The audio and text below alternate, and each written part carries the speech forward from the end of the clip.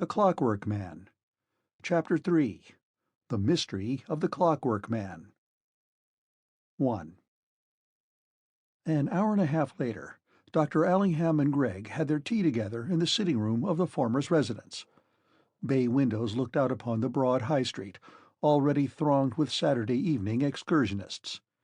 An unusually large crowd was gathered around the entrance to the Blue Lion just over the way, for the news had soon spread about the town. Wild rumors passed from ear to ear as to the identity of the strange individual whose behavior had resulted in so disturbing a conclusion of the cricket match. Those among the townspeople who had actually witnessed not only this event, but also the rapid flight of the Clockwork Man, related their version of the affair, adding a little each time and altering their theories, so that in the end those who listened were more frightened and impressed than those who had seen. Allingham sat in stony silence, sipping tea at intervals and cutting pieces of cake into neat little squares, which he slipped into his mouth spasmodically. Now and again he passed a hand across his big tawny mustache and pulled it savagely. His state of tense nervous irritation was partly due to the fact that he had been obliged to wait so long for his tea, but he had also violently disagreed with Gregg in their discussion about the Clockwork Man. At the present moment the young student stood by the window, watching the animated crowd outside the inn. He had finished his tea, and had no wish to push his own theory about the mysterious circumstances to the extent of quarreling with his friend. After the disaster there had been much to do. 4 times had Allingham's car travelled between the cricket ground and the local hospital, and it was 6:30 before the 11 players and the 2 umpires had been conveyed thither, treated for their wounds, and discharged. No one was seriously injured, but in each case the abrasion on the side of the head had been severe enough to demand treatment. 1 or 2 had been a long while recovering full consciousness, and all were in a condition of mental confusion and gave wildly incoherent reports of the incident. There had been times, during those journeys to and fro, when Gregg found it difficult to save himself from outbursts of laughter. He had to bite his lip hard in the effort to hold in check an imagination that was apt to run to extremes. From one point of view, it had certainly been absurd that this awkward being, with his apparently limited range of movement, should have managed in a few seconds to lay out so many healthy, active men.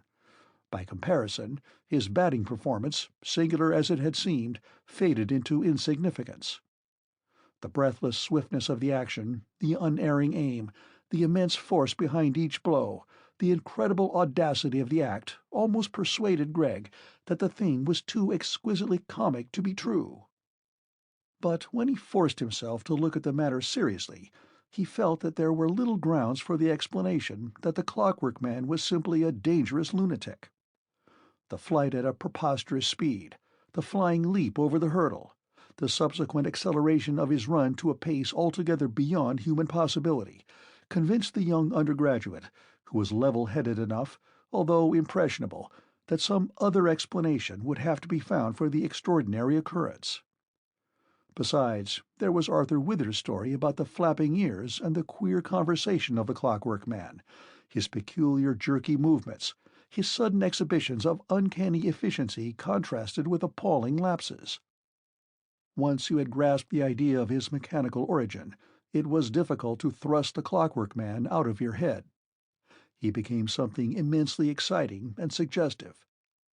If Gregg's sense of humor had not been so violently tickled by the ludicrous side of the affair, he would have felt already that some great discovery was about to be revealed to the modern world. It had never occurred to him before that abnormal phenomena might be presented to human beings in the form of a sort of practical joke. Somehow, one expected this sort of thing to happen in solemn earnest and in the dead of night. But the event had taken place in broad daylight, and already there was mixed up with its queer unreality the most ridiculous tangle of purely human circumstance. Allingham had an explanation for everything. He said that the loud noise was due to some kind of machine that this ingenious lunatic carried in his pocket. He argued that the rapid flight was probably to be accounted for by a sort of electric shoe. Nothing was impossible so long as you could adduce some explanation that was just humanly credible. And the strange antics of the Clockwork Man, his sudden stoppings and beginnings, his Anglo-Saxon gestures and his staccato gait, all came under the heading of locomotor ataxia in an advanced form. As the doctor concentrated upon a delayed tea, his mind lapsed into its usual condition of fretful skepticism. Greg's idea that the Clockwork Man represented a mystery, if not a miracle, enraged him. At 40, a man does not readily welcome discoveries that may upset his own world of accepted facts, and Allingham had long since given up the habit of following the latest results of scientific investigation. Years ago he had made his own small researches, only to discover that others were making them at the same time. He had had his gleanings in common with all the other students of his year. Everybody was having gleanings then of vast possibilities in medical science, especially in the direction of nervous pathology and the study of morbid diseases resulting from highly complex methods of living. There had been much sound work, a good deal of irresponsible mudraking, and, in Allingham's case, a growing suspicion that the human organism was not standing very well the strains imposed upon it by modern civilization. He had wondered then if some experiments would not be made some day in the pursuit of evolutionary doctrines as applied to physiological progress, but that had been the most ephemeral of all his gleams. He had been glad to abandon the hospitals in favor of a comfortable practice and the leisure life of a country town. Great Weimring had offered him plenty of distractions that soothed the slight wound to his vanity caused by the discovery that he had overestimated his originality. In a few years much had happened that helped to confirm his new view of himself as a social creature with a taste for the amenities of existence. And then he had been able to keep up his cricket. In the winter there were bridge parties, amateur theatricals, dinner parties with quite ordinary but agreeable people, local affairs into which a man whose health was under suspicion, and whose sympathies were just perceptibly narrowing, could plunge without too much effort being required in order to rise to such occasions. And he had the witty temperament. Quite easily he maintained a reputation for turning out a bon mot on the spur of the moment, something with a faint element of paradox. He would say such things as, "Only those succeed in life who have brains and can forget the fact," or "To be idle is the goal of all men, but only the industrious achieve it." When taunted by a young lady who suspected him of wasted talents, even genius, he retorted that genius is only an accumulation of neglected diseases. Latterly he had suffered from strange irritations not easily to be ascribed to liver, misgivings, a sense of having definitely accepted a secondary edition of himself. An old acquaintance would have detected at once the change in his character, the marked leaning towards conservatism in politics and a certain reactionary tendency in his general ideas. He was becoming fixed in his views, and believed in a stable universe. His opinions, in fact, were as automatic as his Swedish exercises in the morning and his apple before breakfast. There was a slight compensatory increase in his sense of humor, and there was his approaching marriage to Lillian Payne, the gifted daughter of a wealthy town councillor.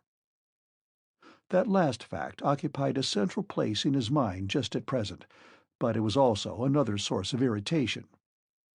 Lillian was intellectual as well as fascinating, and the former attribute became more marked as they grew more intimate. Instead of charming little notes inviting him to tea, he now received long, and he was obliged to admit, quite excellent essays upon the true place of woman in modern life. He was bound to applaud, but such activity of mind was by no means to his taste. He liked a woman to have thoughts, but a thinking woman was a nuisance. All these clamoring reforms represented to him merely a disinclination to bother about the necessary affairs of life, an evasion of inevitable evils, a refusal to accept life as a school of learning by trial and error. Besides, if women got hold of the idea of efficiency, there would be an end to all things. They would make a worse muddle of the mad dream than the men. Women made fewer mistakes, and they were temperamentally inclined towards the pushing of everything that they undertook to the point of violent and uncomfortable success. Efficiency. How he hated the word! It reminded him of his own heartbreaking struggles, not only with the difficulties of an exacting science, but with the complexities of the time in which his youth had been spent, a time when all the intelligent young men had been trying to find some way out of the social evils that then existed, and still existed, as an ironical memorial to their futile efforts. In those days, one scarcely dared to move in intellectual circles without having evolved one's personal solution of the social problem, an achievement that implied a great deal of hard reading, attendance at Fabian meetings, and a certain amount of voluntary thinking. If necessary, one could brush all that up again.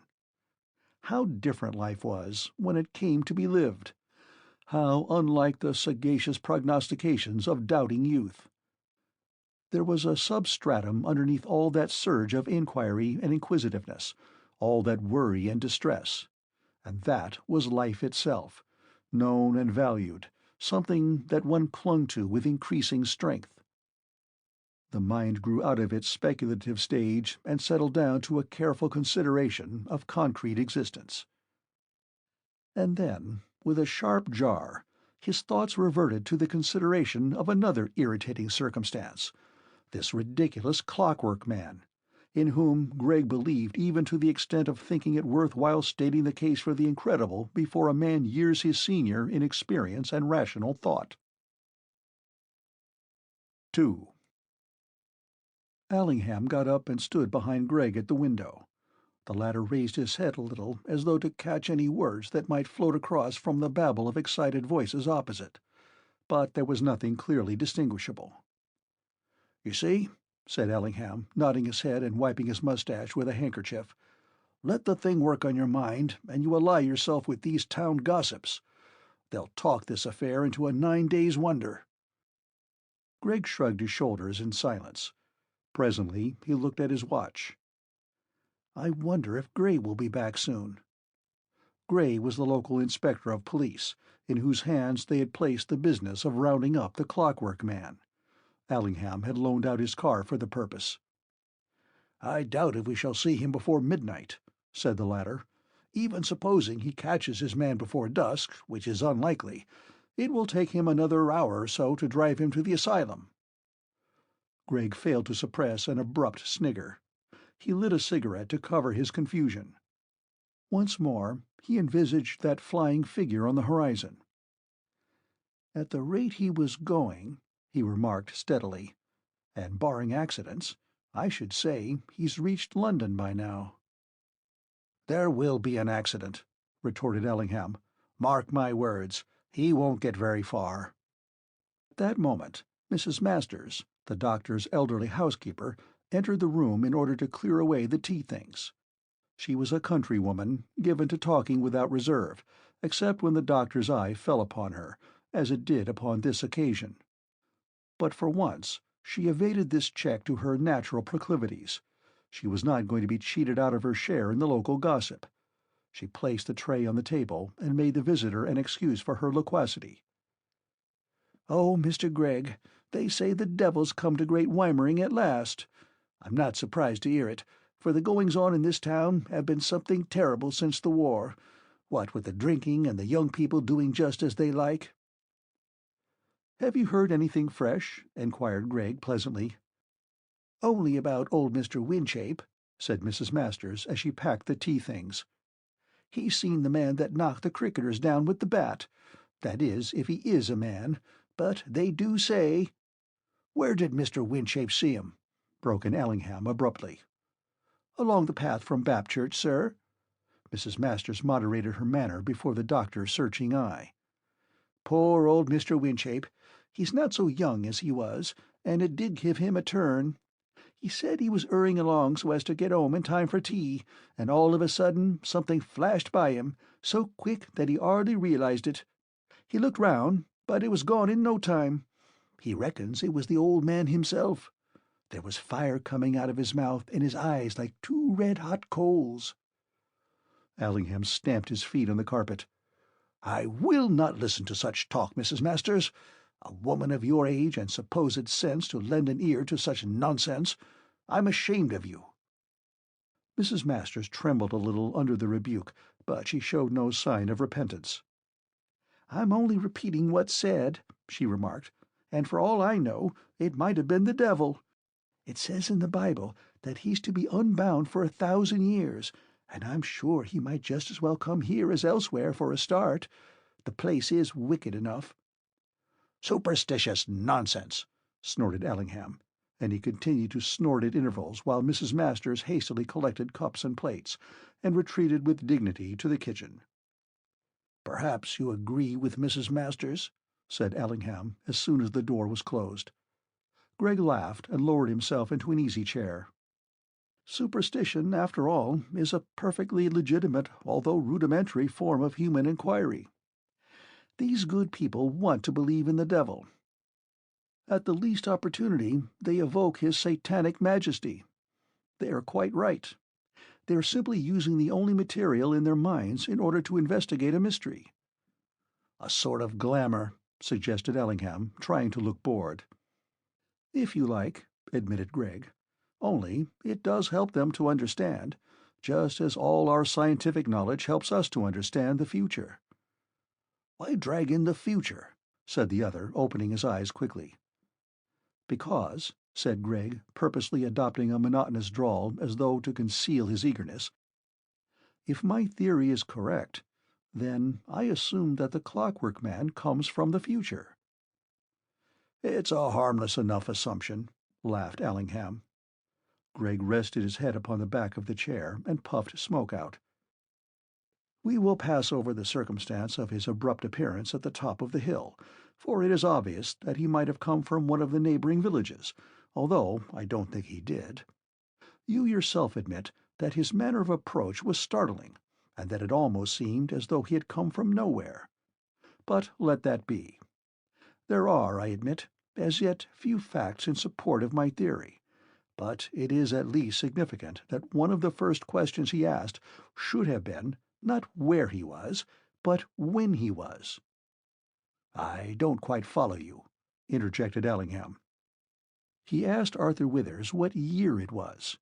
Naturally, if he did come from the future, his first anxiety would be to know into what period of man's history he had, possibly by some accident, wandered." "But how could he have come from the future?" "Time," said Gregg quickly, "is a relative thing. The future has happened just as much as the past. It is happening at this moment." "Oh, well, you may be right there," blustered Ellingham. "I don't know. I admit I'm not quite up to date in these abstruse speculations." "I regard that statement of his as highly significant," resumed Gregg, after a slight pause. "For, of course, if the Clockwork Man really is, as suggested, a semi-mechanical being, then he could only have come from the future. So far as I am aware, the present has not yet evolved sufficiently even to consider seriously the possibility of introducing mechanical reinforcements into the human body, although there has been tentative speculation on the subject. We are thousands of years away from such a proposition. On the other hand, there is no reason why it should not have already happened outside of our limited knowledge of futurity.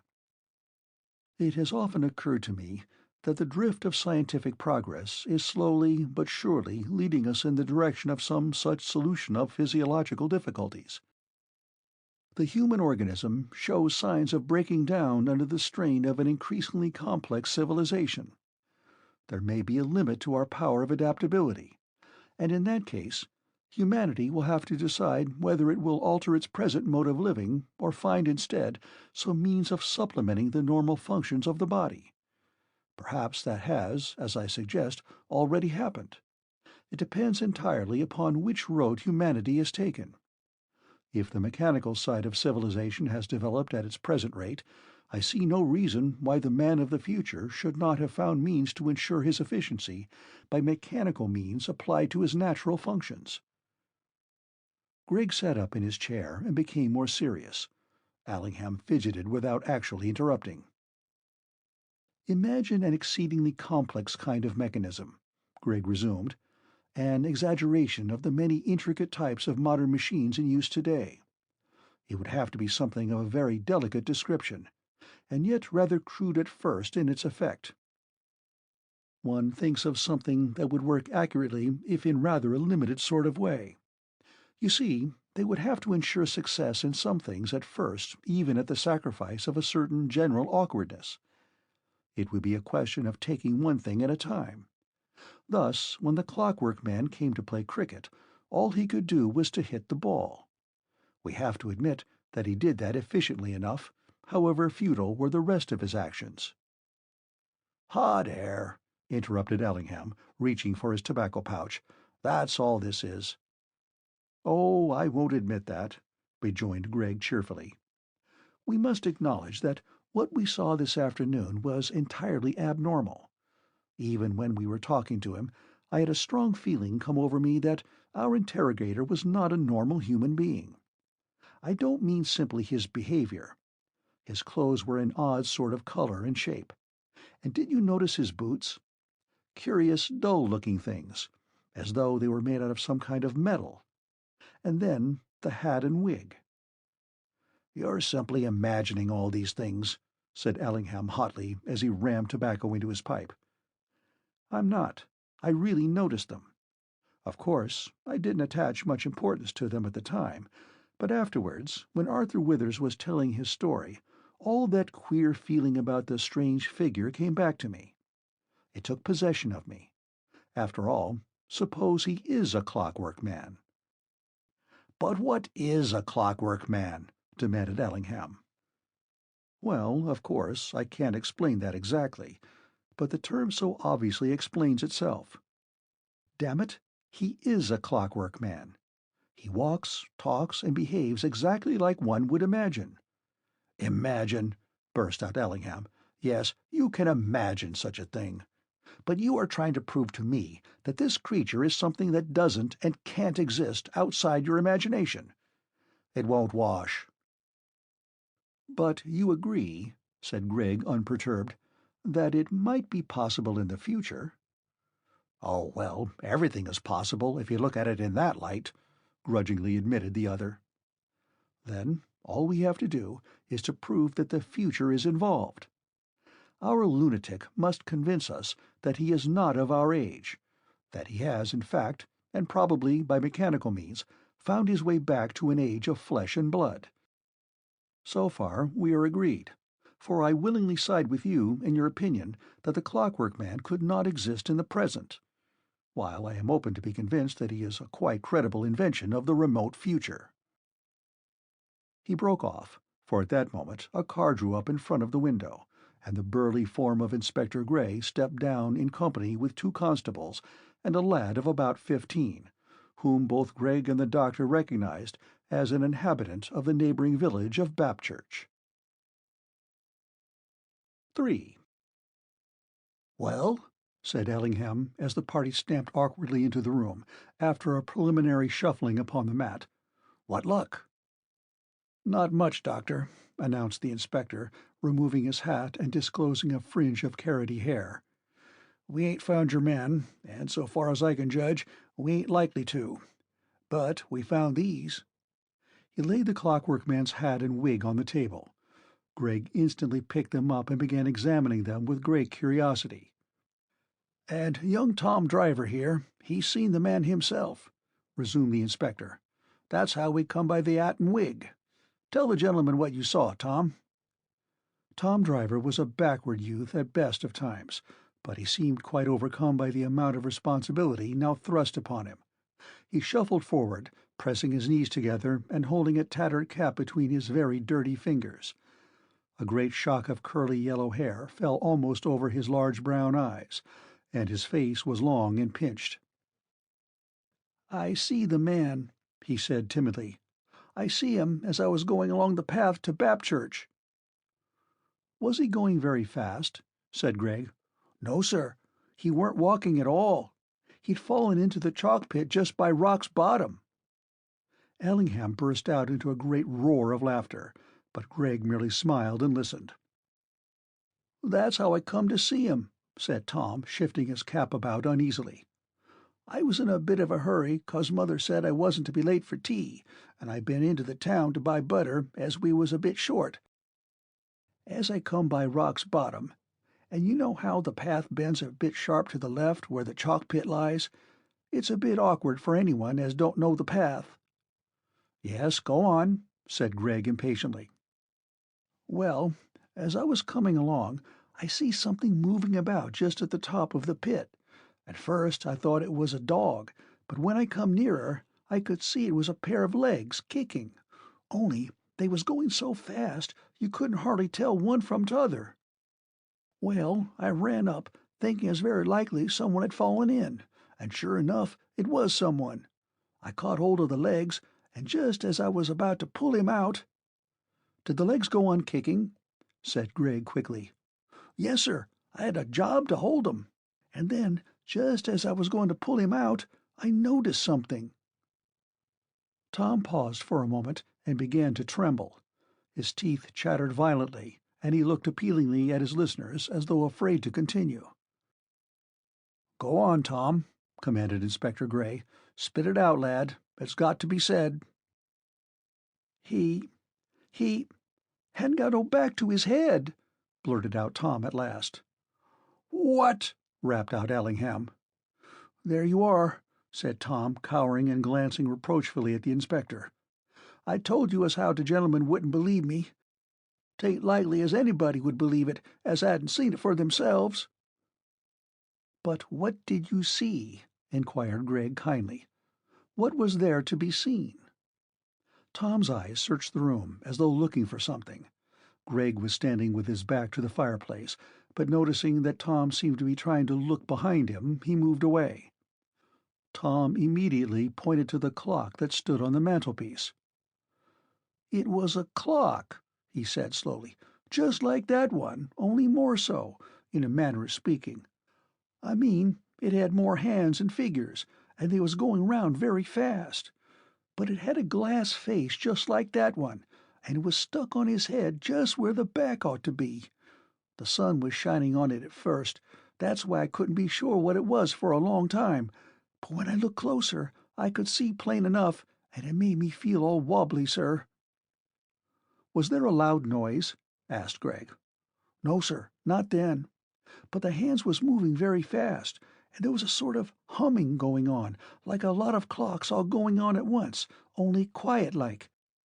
I was so taken back I didn't know what to do, but presently I caught hold of his legs and tried to pull him out.